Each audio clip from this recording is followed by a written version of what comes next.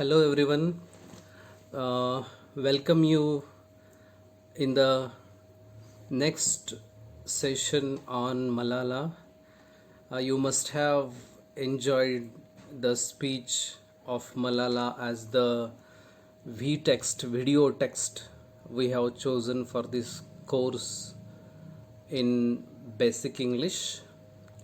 And dear students, these video texts we have one for each week, and we are going to use these video texts to study English grammar, English vocabulary, and also English language skills, right?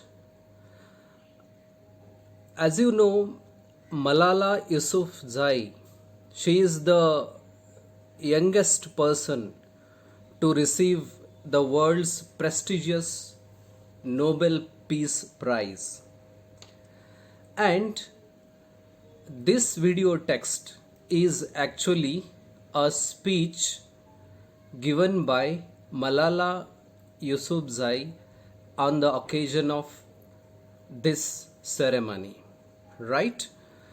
Uh, how we are going to use these video texts for learning English grammar, vocabulary, and language skills. And here is the method. We will study each v-text closely, minutely. First, there are three things. One, word grammar. Second, phrase grammar. And third, sentence grammar. Each and every utterance from the speech, from the video text, will be taken for close examination, for scrutiny. Each and every sentence, every word will be studied, focusing on these 3 points.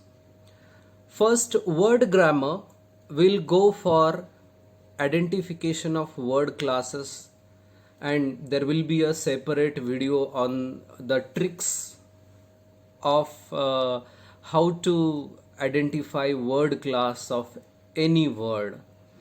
Then word formation and vocabulary. Second point of our focus is phrase grammar, idioms and phrases, and structures of phrases. And the last one is sentence grammar. This third focus of our study will help us in learning how to construct beautiful sentences in English, beautiful and correct, good and correct sentences in English. We'll learn the types of sentences, then how to convert these sentences into different types, and finally to learn how to construct good sentences. Okay, this is the method we'll go for the contextual grammar study of these video texts. And this is interesting. Okay, look at the slide here. It is a screenshot from the video. The actual words spoken by Malala in her speech. This is the sentence you read here, the subtitle. It is from the opening part of her speech. She greets the audience, and this utterance, "Thank you to my father for not clipping my wings and for letting me fly." We'll choose such utterances and study them closely for grammar, vocabulary, and language skills purpose. Okay, as we were told about our threefold focus of interest in this close study, this utterance we study from the word grammar point of view. Okay. The first word here is thank. What is the word class of thank? It is a verb because it has a past tense form, thanked. You is a pronoun, personal pronoun, right? To, this to is a preposition. My is again pronoun. Father is a noun. For is preposition.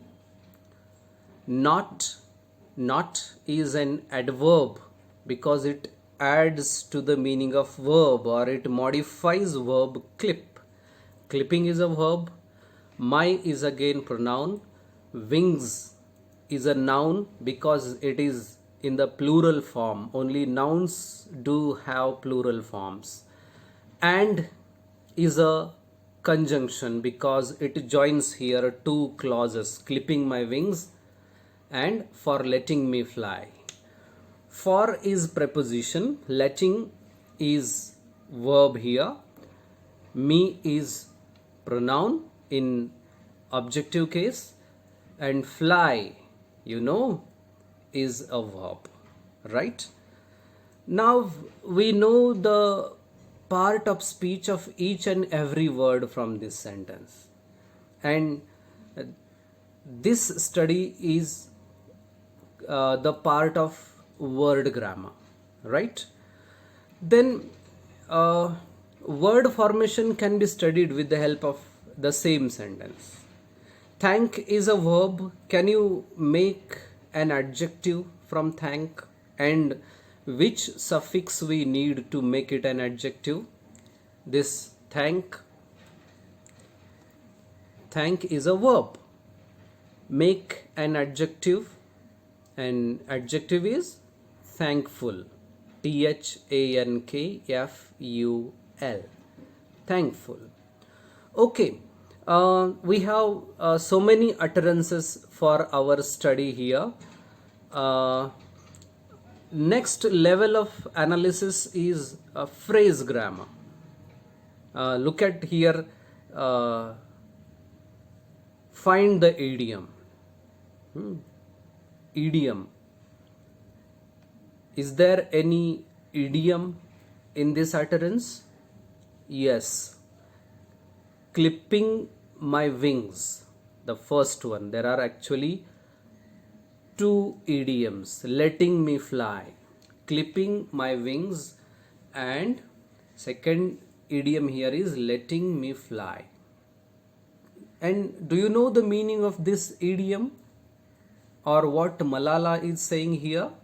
Thank you to my father for not clipping my wings and for letting me fly. She means she is thankful to her father for not putting restrictions, not clipping her wings, means not putting restrictions on her will, and for letting me fly, allowing her, giving permission to fly is to progress ahead in her life or do what she likes, right? So an idiom is a phrase in which there is no word to word meaning, and a group of particular words which conveys meaning beyond its literal meaning is called an idiom. Okay, then we'll move to next utterance here. The similar beginning. Thank you to my mother for inspiring me to be patient and to always speak the truth. See, this is called repetition. The continuous two sentences begin with the same expression, thank you to. Thank you to. Thank you to my father. Thank you to my mother. And in any kind of presentation, not only speech, if you use this kind of repetitive sentences, they give your talk a rhythm, a pattern, a harmony, and this harmony is melodious for the audience. While listening to Malala's speech, it seems melodious, and this is due to this repetitive or these rhythms or patterns she chose for her speech, right? Then what do we learn from this? We learn this construction. Thank you to dash dash for.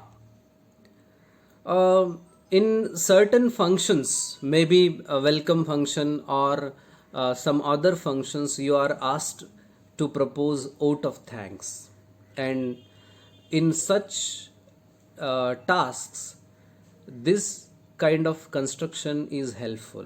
You can say thank you to the principal for guiding us. You can say thank you to the teacher. You can say to your friend also, thank you to my dear friend for helping me, for guiding me. So this construction, this sentence construction can be used to express thanks or to propose vote of thanks. Okay, she thanks father, she thanks her mother, and now she thanks her teachers. And also thank you to all my wonderful teachers. And in this utterance, can you find the adjective? Which is the adjective here? And also thank you to all my wonderful teachers. And the first one, and is conjunction. And is conjunction. Which is the adjective here? Adjective, if there is an adjective, there must be a noun. At least it should be implied. One of the hints is find the noun and you will get the adjective, because they are close friends. Adjective usually comes with noun. Which is the noun here? The only noun in this utterance is this teachers. Teacher, teachers. As we said, only nouns have plurals. Okay. And we said adjective modifies noun. And which word modifies here noun? What kind of teachers? Wonderful teachers. So this wonderful is the adjective in this utterance. Malala thanks her mother, she thanks her father, and she also thanks her teachers. Okay. And she says further, I am proud. Well, in fact, I am very proud to be the first Pashtun.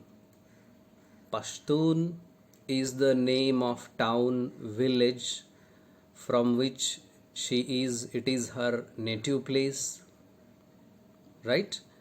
And another expression we have here, I am proud. Do you feel proud? There are certain occasions. I am proud of my brother, I am proud of my sister, I am proud of my parents, I am proud of my country, right? You can use this. I am proud as an expression. You can make use of it. I am proud of. And remember, of, the preposition of always follows of. Okay. Here also, I am proud. Well, in fact, I am very proud to be the first Pashtun. Repetition is there. I am proud. I am very proud. A kind of repetition again. Then I am pretty sure. Another expression, similar expression, I am pretty sure means I am confident, I know, I am certain. Along with that, I am pretty certain, I am sure. How will you, uh, as an expression of contextual grammar, how will you use this expression? I am pretty sure, or I am certain, or I am confident. I am pretty sure she will come. Right? For example, I am certain she will come. I am confident she will come. Right? So learn to make use of this expression. I am pretty sure, I am certain, and you can also go for the word grammar analysis of the words, how the words are formed here. Certain, from certain we can have so many words, certainly. Okay, here is a clause, subordinate clause. Who inspired me to believe in myself? It is a subordinate clause, a dependent clause, and this is not a complete sentence. Who inspired me to believe in myself is a subordinate clause. Can you add your own subject? Can you add your main clause to make this clause a complete sentence? Yes. So this can be an exercise in sentence construction. Make this sentence complete. This is not a complete sentence, this is only a clause. What things can work as the subject here? Who inspired me to believe in myself? What kind of sentence you can construct? It is my father who inspired me to believe in myself. You can say it is my friend who inspired me to believe in myself. You can say it is my teachers who inspired me to believe in myself. And this it is my friend, this kind of construction is called cleft sentence. Cleft. This is a technical term. You don't need to remember, but you must know what it is.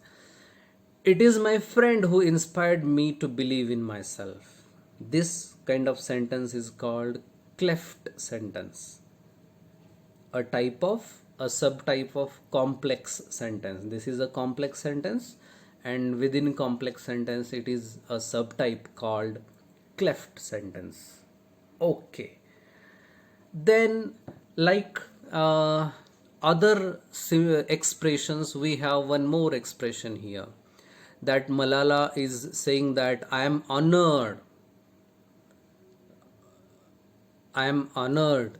to receive this award together with Kailash Satyarthi. Who is Kailash Satyarthi? He is also a Nobel laureate. Nobel laureate means the person who received Nobel Prize, and the same year, the same prize they got in collaboration. They got it together. Okay, and she says she is honored to share this award, to receive this award together with Kailash Satyarthi. And from this utterance, you can learn the expression I am honored to. Can you complete this expression? I am honored to.